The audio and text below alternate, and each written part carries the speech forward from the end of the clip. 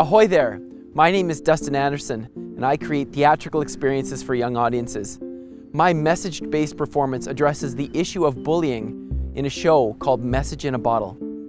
In a safe and immersive environment, the audience is transported to the deck of a pirate ship, where we witness our hero encounter the cycle of bullying and overcome that cycle with the power of forgiveness.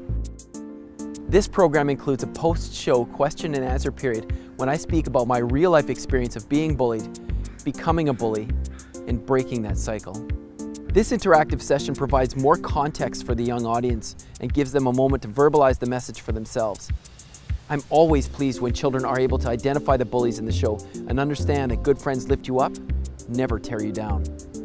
My goal is to provide teachers a platform to discuss the cycle of bullying. Message in a Bottle is an audience-focused program with humor, adventure, state-of-the-art lighting, and sound. Call now to book.